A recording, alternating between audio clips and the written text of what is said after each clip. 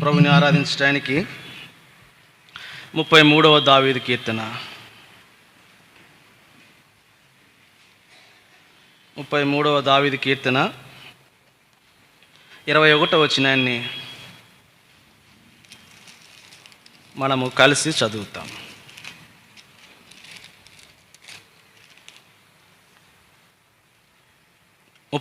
దావీదు కీర్తన 21వ వచనం కలిసి చదువుదాము.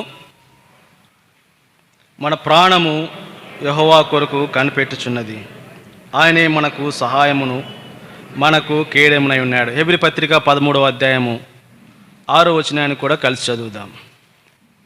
హెబ్రీ పత్రిక 13వ అధ్యాయము 6వ వచనాన్ని కలిసి చదువుదాం. కాబట్టి ప్రభు నాకు సహాయుడు, నేను భయపడను, నరమాత్రుడు నాకేమి చేయగలడని మంచి ధైర్యంతో చెప్పగలవారమై ఉన్నాము. ప్రభు సాయం కొరకే ప్రార్థన చేస్తాం.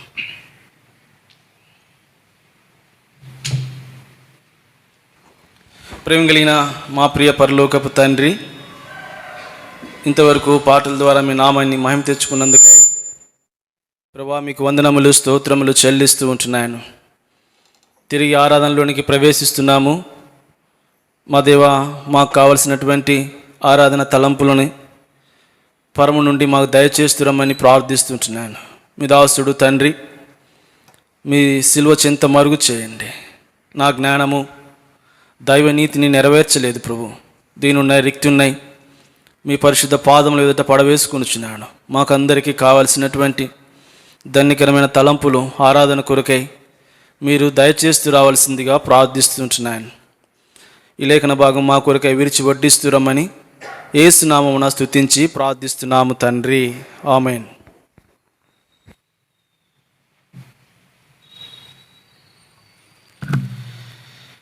మొదటిగా 33వ అధ్యాయంలో కీర్తనకారుడు రాసినటువంటి మాట మనం జ్ఞాపకం చేసుకుంటాం.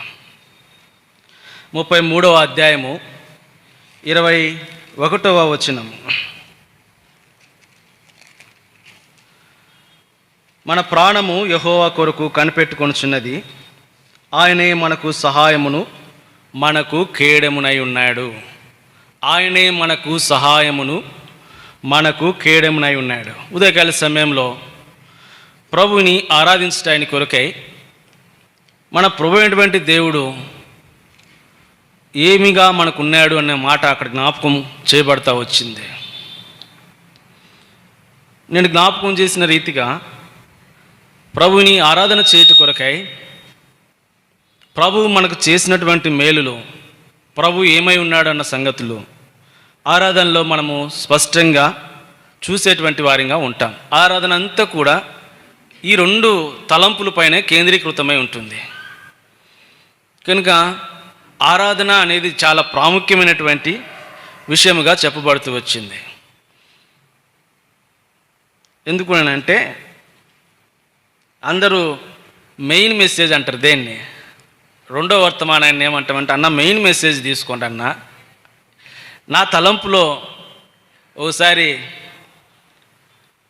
ఒక సహోదరుని అడుగుతూ వచ్చాను, అన్న వర్తమానం తీసుకోండి ఆరాధన కోరుకంటే, ఆయన అన్నాడు, ఆరాధన కాదన్న మెయిన్ మెసేజ్ తీసుకుంటాను అన్నాడు. ఎందుకన్నా అట్లా అన్నావు అని అంటే, ఆరాధన వర్తమానం చెప్పటం చాలా కష్టం అన్నా అన్నాడు. ఆరాధన వర్తమానం చెప్పటం వాస్తవమే. 2వ వర్తమానము ఆయన ఏదైతే మెయిన్ వర్తమానం అనుకుంటున్నాడో అది ఏది చెప్పినా కూడా సరిపోతుంది. ఆరాధనలో ప్రభు యొక్క ఔన్నత్యం రావాలి, ఆరాధనలో ప్రభు మనకు చేసిన మేలులు కలపడాలి. ప్రభు ఏమై ఉన్నాడన్న సంగతి ఆరాధనలో తెలియజేయబడకపోతే ఆ వర్తమానము వ్యర్థమైపోతుంది. కనుక 30 నిమిషాలు వర్తమానం చెప్పి ఒక్కటి కూడా ఆరాధన తలంపులు లేకపోతే ఇంకా ఏమని ఆరాధన చేయాలి కదా. కనుక ఆరాధన కొరకైనటువంటి సిద్ధపాటు మనకి ఎంతైనా అవసరమై ఉంటుంది. సరే, ఈ 21వ వచనంలో మనం చూస్తే ఆయనే మనకు సహాయకుడు. ఇదే పౌలు అపోస్తలుడు మనం చూసిన హెబ్రీలకు రాస్తూ ఆ మాటని కొంచెం స్పష్టంగా తెలియజేస్తూ వచ్చాడు. మనం చూసాం కదా హెబ్రీ పత్రిక,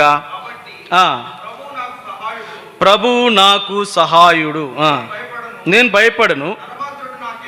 చాలు, ఈ మాట మనం జ్ఞాపకం చేసుకుందాం. ప్రభువు నాకు ఎవరంట? సహాయుడు అనేటువంటి మాట. కనుక the lord is my helper అని రాయబడింది. ఆయన మనకి ఎవరంట? హెల్పర్.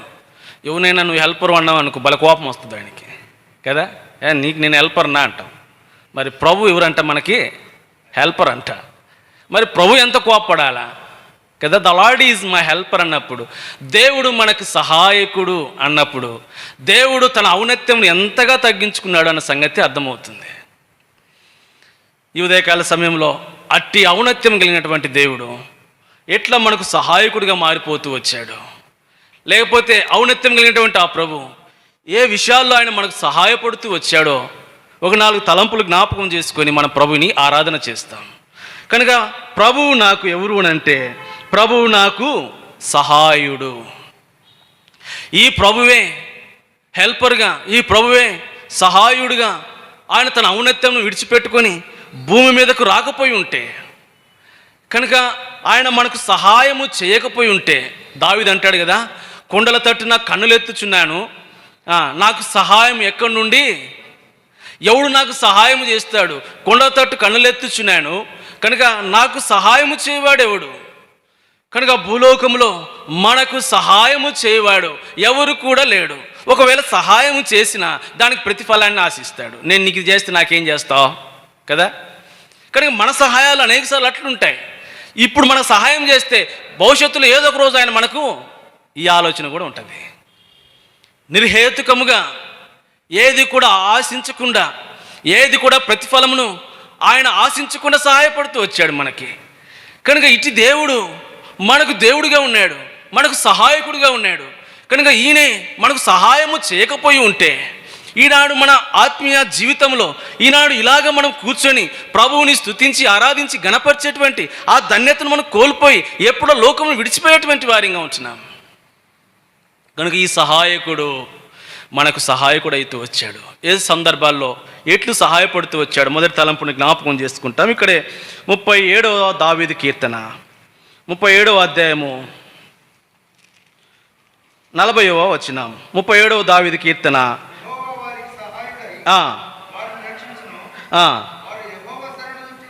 చాలన్నా. 37వ అధ్యాయము 40వ వచనంలో రాయబడిన మాట, యెహోవా వారికి సహాయుడై వారిని రక్షించును.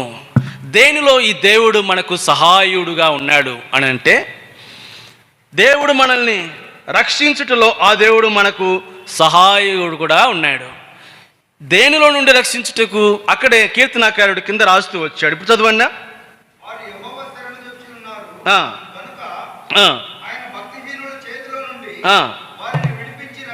చాలు, భక్తిహీనుల చేతిలో నుండి వారిని విడిపించి రక్షించుటలో సహాయపడుతూ వచ్చాడు. కనుక ఈ దేవుడు మనకు సహాయుడు ఎందులో అంటే, భక్తిహీనుల చేతిలో నుండి రక్షించి విడిపించి రక్షించుటలో సహాయపడుతూ వచ్చాడు. అంటే అంతకుముందు మనము ఎలాగున్నాము అని అంటే, ఎలా ఉన్నాము? భక్తిహీనతలో ఉన్నాము. భక్తి లేదు, భక్తిహీనతలో ఉన్నాం. ఈ భక్తిహీనులను గురించి దైవగ్రంథం బహు స్పష్టంగా ఏమని రాయబడుతూ వచ్చింది అంటే, భక్తిహీనులు ఎలాగ ఉంటారు అనే సంగతిని దైవగ్రంథంలో బహు స్పష్టంగా రాయబడుతూ వచ్చింది. ఇప్పుడు ఇదే కీర్తన గ్రంథం 58వ అధ్యాయంలో మనం చూస్తే, కనుక భక్తిహీనతను గురించి, భక్తిహీనుల గురించి దైవగ్రంథం ఏమని సెలవిస్తూ ఉంది? 58వ అధ్యాయం 3వ వచనం.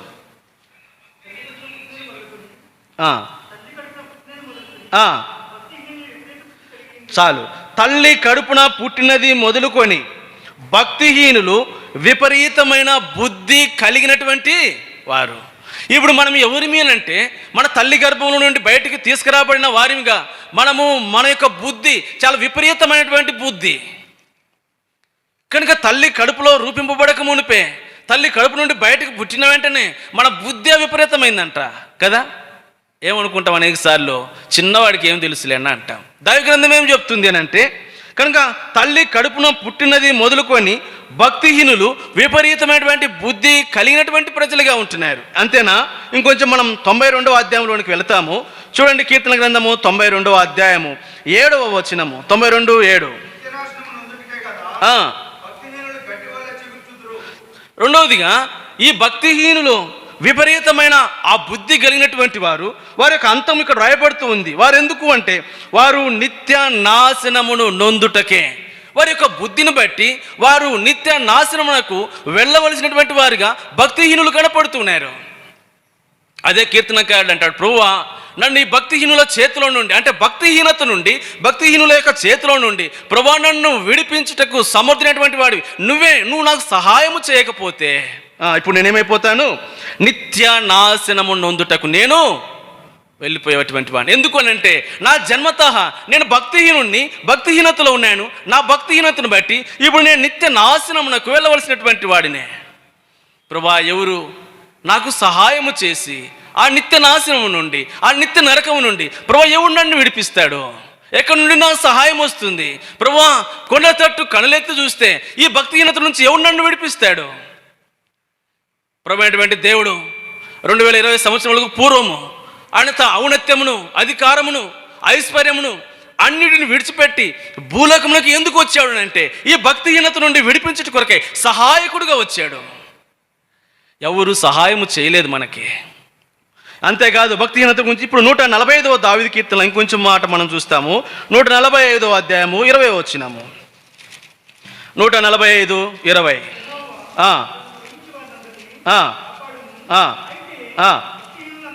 భక్తిహీనులందరినీ అబ్బా కనుక ఇప్పుడు భక్తిహీనుల యొక్క అంతం ఏమిటి అని అంటే వారి అంతము నాశనమే. కనుక వారు నశించిపోయేవారు నిత్య నరకాగ్నికి, నాశనమునకు భక్తిహీనులు, భక్తిహీనత వెళ్ళినటువంటి ప్రజలుగా. కనుక మనము జన్మతః ఎవరిమి అని చెప్పబడుతుంది దైవ గ్రంథము అని అంటే పుట్టినది మొదలుకొని భక్తిహీనులుగా కనపడుతున్నాము. మన యొక్క అంతము నిత్య నాశనమే. మన భక్తిహీనతను బట్టి ఈ నిత్య నాశనం నుండి, నిత్య నరకము నుండి ఎవరు మనల్ని విడిపిస్తాడు? సహాయకుడైనటువంటి ప్రభువైన యేసుక్రీస్తు వారే. ఈ ఉదయకాల సమయంలో మన ప్రభుని ఆరాధించి స్తుతించుట కొరకై. అంతేనా? ఈ భక్తిహీనుల యొక్క మార్గం ఎలా ఉందో దైవ గ్రంథం సామెతల గ్రంథకర్త ఒక మాట రాస్తాడు. చూడండి, సామెతల గ్రంథము 4వ అధ్యాయము 19వ వచనము. 4వ అధ్యాయం 19వ వచనం. గాఢాంధకారమయము. చాలు. భక్తిహీనుల యొక్క మార్గము గాఢాంధకారము. మన యొక్క మార్గము గాఢాంధకారము. గాఢాంధకారములను మనము సంచరిస్తూ తిరుగుతున్నటువంటి ప్రజలు. ఎందుకు అంటే మనం పుట్టుకతోనే, జన్మంతోనే భక్తిహీనులంగా మనము నాశనమునికి వెళ్ళవలసిన వారిని, మన మార్గములు గాఢాంధకారములోనికి వెళ్ళవలసినవే. కృప కలిగినటువంటి దేవుడు ఏం చేస్తూ వచ్చాడు అని అంటే ఇట్టి భక్తిహీనుల మీద, ఇట్టి భక్తిహీనత మీద దేవుని యొక్క కోపము రగులుకుంటూ వచ్చిందని పౌలు అపోస్తలులు రోమీయులకు రాస్తూ అంటాడు. రోమపత్రిక 1వ అధ్యాయము 18వ వచనాన్ని మనం జ్ఞాపకం చేసుకుంటే సమస్త భక్తిహీనత మీదను, దుర్నీతి మీదను దేవుని కోపము పరలోకం నుండి బయలుపరచబడు దైవ ఉగ్రతకు పాత్రులమైనటువంటి ప్రజలముగా మనం కనపడుతున్నాము. ఇప్పుడు భక్తిహీనతలో దేవుని యొక్క కోపం మన మీద రగులుకుంటే, కనుక సొదొమ గొమొర పట్టణం మీద దేవుని యొక్క కోపం రగులుకుంటే ఇప్పుడు సొదొమ గొమొర పట్టణం అంతా ఏమైపోయింది? స్మాష్ అయిపోయింది. అది మొత్తంగా బూడిదైపోతా వచ్చింది. ఈనాడు దేవుని యొక్క కోపమునకు మనము రగులుకొని కనుక బూడిద కావలసినటువంటి వారిమే నిత్య నరకానికి, నాశనానికి, గాఢాంధకారంలో తిరుగుతూ ఆ నాశనమునకు వెళ్ళవలసినటువంటి మనము. ఎవరు కూడా గాఢాంధకారము నుండి, ఎవరు కూడా ఈ నాశనము నుండి, ఎవరు కూడా భక్తిహీనత నుండి విడిపించేవారు భూలోకములో ఎవరు కనపడినటువంటి పరిస్థితుల్లో దేవాతి దేవుడు ప్రభువైనటువంటి యేసుక్రీస్తు సహాయకుడిగా వచ్చాడు. నేను నీకు సహాయం చేస్తాను, భయపడకము, దిగులు పడకము, నేను నీ దేవుడను అంటూ వచ్చాడు ఆయన. ఈ సహాయకుడు మొదటిగా ఇప్పుడు ఏం చేస్తూ వచ్చాడంటే భక్తిహీనత నుండి, నిత్య నాశనం నుండి, గాఢాంధకారం నుండి సహాయకుడిగా వచ్చి ఆయన మనల్ని ఏం చేస్తూ వచ్చాడంటే భక్తిహీనత నుండి మనం రక్షిస్తూ వచ్చాడు. అదే మాట మన రోమపత్రిక 5వ అధ్యాయం 6వ వచనంలో చూస్తాం. చూడండి, రోమపత్రిక 5వ అధ్యాయము. మనం ఇంకా బలహీనులమై ఉండగా క్రీస్తు యుక్త కాలమున భక్తిహీనుల కొరకు ఏమైపోయాడంట? ప్రభువుకు మహిమ కలుగును గాక.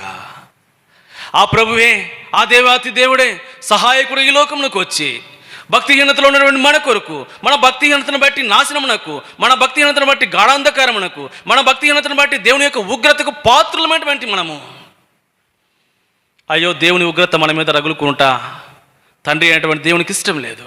అందుకే తన ప్రియకుమారుడైనటువంటి యేసుక్రీస్తు ప్రభువారిని మన కొరకై ఈ లోకమునకు పంపి, ఇప్పుడు ఏమని చెప్తుందంటే, క్రీస్తు యుక్త కాలమున భక్తిహీనుల కొరకు ఏం చేస్తూ వచ్చాడు? ఇప్పుడు చనిపోతూ వచ్చాడు. ప్రియ సంగమా, ప్రభు బిడ్డలారా, ఇట్టి భక్తిహీనతలు ఉన్నటువంటి మనల్ని ప్రభు అయినటువంటి యేసుక్రీస్తు వారు మనల్ని మన భక్తిహీనతను బట్టి ఆయన ఏం చేపడుతూ వచ్చాడంటే చనిపోవలసి వచ్చింది. ఆయన చనిపోయి, ఆయన రక్తమును కార్చి, ఆయన సిలువ వేయబడి, ఆయన దూషింపబడి, ఆయన మారు మాట్లాడకుండా మన కొరకే ఆ ప్రభు చనిపోతూ వచ్చాడు. ఈ ప్రభువుని ఆరాధించకుండా ఎట్లుండగలము? ఎట్లు స్తుతించకుండా ఎట్లుండగలము? ఎట్లు మౌనంగా ఉండగలము? ఇటు నాశనం నుండి, ఇటు గాఢాంధకారం నుండి, ఇటు భయంకరమైన దేవుని యొక్క ఉగ్రత నుండి సహాయం చేయవాడు ఎవరు కూడా లేనప్పుడు ఆ దేవుడు యుక్త కాలమున మనందరి కొరకు చనిపోయాడు. ఎవరు చనిపోతారు? ఎవరు ప్రాణం పెడతారు? ఎవరు నా కొరకే మరణము సిలువనెక్కుతారు? ఆయనకు తెలుసు, దేవా సాధ్యమైతే తండ్రి ఈ గిన్నె నా యొద్ద నుండి తీసివెళ్ళమని ప్రభువుని అడుగుతూ మొరపెడుతూ ఉన్నాడు. పొందబోనటువంటి శ్రమ, పొందబోనటువంటి శిక్ష, పొందబోనటువంటి వేదన, పొందబోనటువంటి నరకము కుమారుడు ఎరిగినవాడై తండ్రితో అంటున్నాడు, అయ్యా సాధ్యమైతే గిన్నె నా నిండా తీసివేయంటే తండ్రి తన చేతిని ఏం చేస్తూ వచ్చాడు? విడిచిపెట్టేశాడు. ఒక్కడే కుమారుడు ప్రభువైనటువంటి యేసుక్రీస్తు వారు. తండ్రి అయిన దేవునికి మరొక కుమారుడు లేడు. మన భక్తిహీనత నుంచి విమోచించుట కొరకై ఆ ప్రియప్రియుడు దేవాతి దేవుడు ప్రభువైనటువంటి యేసుక్రీస్తు వారు తన తండ్రి చేయి విడిచిపెడితే, దేవా నన్నెందుకు విడిచితివని కేకలు పెడతా ఉంటే తండ్రి హృదయం కరిగిపోతూ ఉంది. ప్రియకుమారుడైన ప్రభువైన యేసుక్రీస్తు వారిని సిలువలో చిత్రవధ చేస్తూ ఉంటే ఒక తండ్రి యొక్క ప్రాణం ఎట్లా అయిపోతుందో దేవాతి దేవుడు ప్రభువైనటువంటి యేసుక్రీస్తు వారి యొక్క ఆయన హృదయం రగిలిపోతా, హృదయం మండి తన ముఖం తిప్పుకుంటున్నాడు కుమారుని వైపు చూడలేక. ఎందుకు అనంటే దుర్మార్గులమైన, నీచులమైన, పాపులమైన, దౌర్భాగ్యమైనటువంటి మన కొరకు, భక్తిహీనమైనటువంటి మన కొరకు ప్రభు తన ప్రియకుమారుడైన యేసుక్రీస్తు వారిని సజీవ యాగంగా సిలువలో అప్పగిస్తూ వస్తే ఈ ప్రభుని ఆరాధించకుండా ఎట్లుండగలము? కనుక ఆరాధించుట కొరకైనా పోటీ పడి ఆరాధించాల్సిన సమయంలో ఆరాధించు ఆరాధించు ఆరాధించు. ఎవరి కొరకు ఆరాధన మంది? ఎవరు చెప్పాలి ఆరాధించమని? ప్రభు నీ కొరకే చనిపోతే నువ్వు ఎట్లు మౌనంగా ఉంటావు? నువ్వు ఎవరు చెప్పాలి ఆరాధించమని? కనుక నేను మొదటి తలంపులు మనం చూస్తున్నాం. ఈ సహాయకుడు దేని నుండి మనల్ని విమోచిస్తూ వచ్చి దేంట్లో సహాయపడుతూ వచ్చాడు అంటే మనల్ని రక్షించుటలో ఆయన సహాయపడుతూ వచ్చాడు. నేను రెండవ తలంపుని జ్ఞాపకం చేస్తాను. చూడండి, ఇదే కీర్తన గ్రంథము 46వ అధ్యాయం 1వ వచనం. 46వ దావీదు కీర్తన. దేవుడు మనకు ఆశ్రయమును దుర్గమునై ఉన్నాడు, ఆపత్కాలములో ఆయన నమ్ముకోదగిన సహాయకుడు. ఈ సహాయకుడు అయినటువంటి దేవుడు రెండవదిగా దేనిలో సహాయకుడిగా ఉంటూ వచ్చాడు అని అంటే ఆపత్కాలములో ఆయన ఎవరంట? నమ్ముకోదగినటువంటి సహాయకుడు. అంటే నమ్మదగినటువంటి సహాయకుడు ఎవరైనా ఉన్నారు అని అంటే సహాయకుడు అయినటువంటి యేసుక్రీస్తు వారే. ఈ సహాయకుడు ఎందులో మనకు సహాయపడుతూ వచ్చాడంటే ఆపత్కాలములలో ఈ సహాయకుడు మనకేం చేస్తూ వచ్చాడు అంటే సహాయపడుతూ వచ్చాడు. కనుక విమోచింపబడిన తర్వాత దుష్టత్వం నుంచి మనము భక్తిహీనత నుంచి విడిపించబడిన తర్వాత మన ఆత్మీయ యాత్రా జీవితం కొనసాగుతూ వచ్చినప్పుడు ఈ ఆత్మీయ యాత్రా జీవితంలో ఎన్నో పర్యాయాలు మనకు భయంకరమైన ఆపత్కాలాలు సంభవించినటువంటి దినాలు అనేకములు. అవి భౌతికంగా కావచ్చు, లేకపోతే ఆత్మ సంబంధమైన ఆత్మీయ జీవితంలో కూడా కావచ్చు. కనుక ఎన్ని ఆపదలు మనకు కలుగుతూ వచ్చినాయో, ఎన్ని ఆపత్కాలాలు మనకు సంభవిస్తూ వచ్చినాయో, ఎన్ని ఆపత్కాలాల్లో మన యొక్క శరీరులు, లేకపోతే మన తోడబుట్టిన వారు, మన రక్త సంబంధికులు, మన బంధువులు, శ్రేయోభిలాషులు అందరూ కూడా ఎవరు కూడా సహాయం చేయట్లేదు. అందరూ ముఖమును తిప్పుకున్నవారే. అందుకే దైవగ్రంథం ఏమని సెలవిస్తూ ఉంది అని అంటే మన జ్ఞాపకం చేసుకుని చూడండి. కొరింథీయులకు రాసినటువంటి ఇదే కీర్తన గ్రంథము 34వ అధ్యాయము 11వ వచనం. 34వ దావీదు కీర్తన 11వ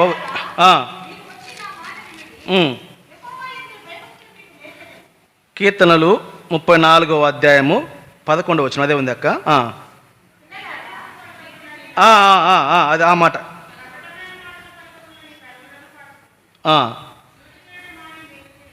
అక్క నీతిమంతులకు కలుగు 2వ వచనం అక్క అన్నా 19వ వచనం చదవండి. నీతిమంతునికి కలుగు ఆపదలు అనేకములు, వాటి అన్నిటిలో నుండి యెహోవా వానిని విడిపించును. ఇక్కడ రాయబడినటువంటి మాట, విమోచింపబడిన తర్వాత, దుష్టత్వం నుంచి విమోచింపబడి విడుదల కలిగిన తర్వాత, ఇప్పుడు ప్రభు మనల్ని నీతిమంతులుగా చేసిన తర్వాత ప్రభు ఎందులో మనకు సహాయపడుతున్నాడు అని అంటే, నీతిమంతులకు కలుగు ఆపదలు అనేకములు. అయితే సహాయకుడైనటువంటి దేవుడు వాటన్నిటిలో నుండి మనకేం చేస్తూ వస్తున్నాడంట? విడిపించి మనకు సహాయపడుతూ వచ్చాడు. అంతేకాదు 20వ వచనంలో అంటాడు, ఆయన వాని ఎముకలన్నిటినీ వాటిలో ఒక్కటైనను విరిగిపోదు. దేవుని యొక్క సహాయం ఎట్లుందో చూద్దాం. కనుక ఇదే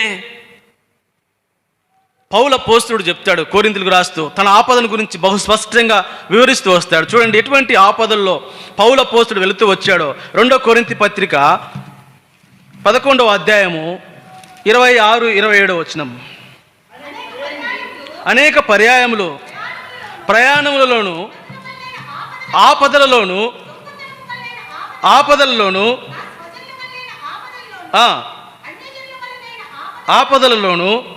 పట్టణంలో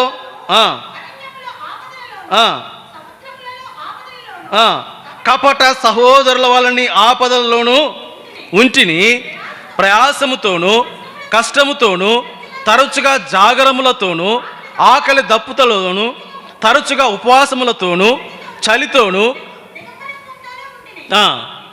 ఇంకను చెప్పవలసినవి. చూసారా, ఇంకా చెప్పవలసినవి చెప్పినవన్నీ చెప్పాడు. ఇంకంటాడు ఇంకా చెప్పవలసినవి ఎన్ని ఉన్నాయంట. ఇటువంటి ఆపదలు మన ఆత్మీయ జీవితంలో ఎదురవుతూ వచ్చినప్పుడు ఎవరు కూడా మనకేం చేయలేదు, సహాయం చేయలేదు. కానీ సహాయకుడైనటువంటి దేవుడు మన ఆపత్ కాలములలో ఆయన ఎవరంట? నమ్ముకోదగిన సహాయకుడు. కాబట్టి ఎట్లా సహాయపడుతూ వచ్చాడు? ఇప్పుడు 107వ దావీదు కీర్తన. ఇటువంటి ఆపదల్లో పౌలు అపోస్తలులకు ఎదురైనటువంటి ఆపదలు మన జీవితాల్లో ఏం ఎదురైతూ వచ్చాయో మనం ఎరుగుదాము. కనుక ఆపదలన్నిటిలో ఈ ప్రభు నమ్ముకోదగినటువంటి సహాయకుడిగా ఉంటూ మనం సహాయపడుతూ వచ్చాడు. 107 దావీదు కీర్తన 6వ వచనం. వారి కష్టకాలమందు యెహోవాకు మొరపెట్టిరి, ఆయన వారి ఆపదలలో నుండి ప్రభువుకు మహిమ కలుగును గాక. ఇటువంటి కష్టకాలాల్లో నీతిమంతులంగా ప్రభువుకు మొరపెడుతూ వచ్చినప్పుడు ఈ ఆపదలన్నిటిలో నుండి ఆ ప్రభు మనల్ని విడిపిస్తూ వచ్చాడు. దేనిలో సహాయకుడిగా ఉన్నాడు? రెండవదిగా ఆపత్ కాలములలో సహాయకుడు. నేను 3వ సంగతిని చూపించి ముగిస్తాను, మనం ఆరాధనలోనికి వెళతాము. చూడండి హెబ్రీ పత్రిక 13వ అధ్యాయము 6వ వచనము. హెబ్రీ పత్రిక 13వ అధ్యాయము 6వ వచనము. ప్రభువు నాకు సహాయకుడు, నేను భయపడను, నరమాత్రుడు నాకేమీ చేయగలడు అని మంచి ధైర్యముతో చెప్పగలవారమై ఉన్నాము. అని మంచి ధైర్యముతో చెప్పగలిగిన వారమై ఉన్నాము. ఇప్పుడు కదా. దేని సహాయకుడు అంటే ప్రభువు నాకు సహాయకుడు, నేను ఇప్పుడు ఏం చేయను? భయపడను. కనుక మూడోదిగా దేనిలో నుంచి ప్రభు మనకి సహాయకుడిగా ఉన్నాడంటే ఇప్పుడు ఏ భయము లేకుండా చేస్తూ వచ్చాడు ప్రభు. ఇప్పుడు మనకేమి లేదు, ప్రభు నాకు సహాయకుడు. ఇప్పుడు నేను అంతకుముందు ఎటువంటి భయంలో ఉన్నామో దైవగ్రంథం రాయబడుతూ వచ్చిన మాట మనం చూస్తే ఇదే హెబ్రీ పత్రిక 2వ అధ్యాయము 15వ వచనంలో మనం చూస్తాం. హెబ్రీ పత్రిక 2వ అధ్యాయము 15వ వచనం.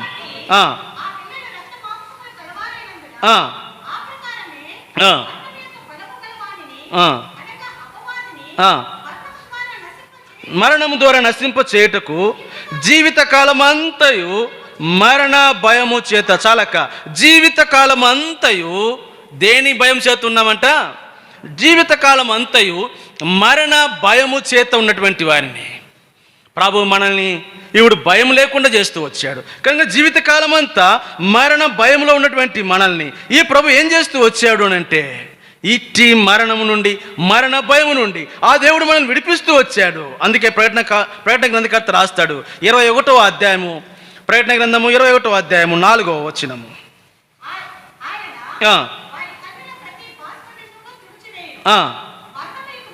మరణము ఇక ఉండదు. కారణం ఏమిటి అంటే ఆయన మరణమును ఇప్పుడు ఏం చేస్తూ వచ్చాడో సంగతిని మనం జ్ఞాపకం చేసుకుంటూ పోదాం. మరణము ఇక ఉండదు. ఎందుకు అని అంటే ఈ మరణమును ఆయన ఏం చేస్తూ వచ్చాడు. ఇక్కడ 20వ అధ్యాయంలోనికి వస్తాం. ప్రకటన గ్రంథము 20వ అధ్యాయం. మరణము ఇక ఉండదు అని చెప్పటంలో ఇప్పుడు ఆయన మరణమును ఏం చేస్తూ వచ్చాడు. 20వ అధ్యాయము 14వ వచనంలో, మరణమును మృతుల లోకమును అగ్ని గుండంలో పడవేయ. ఇప్పుడు మరణమును ప్రభు ఏం చేస్తూ వచ్చాడు అని అంటే మరణం ఇక ఉండదు అని చెప్పటంలో మరణమును మృతుల లోకమును ప్రభు ఏం చేస్తూ వచ్చాడు. ఇప్పుడు అగ్ని గుండంలో పడవేస్తూ వచ్చాడు. అంతేకాదు తిమోతికి రాస్తూ పౌలు అపోస్తలుడు ఇంకో మాట కూడా అంటాడు. ఈ మరణమును ఏం చేశాడు. 2వ తిమోతి పత్రిక 1వ అధ్యాయం 10వ వచనంలో, 2వ తిమోతి పత్రిక 1వ అధ్యాయం 10వ వచనం.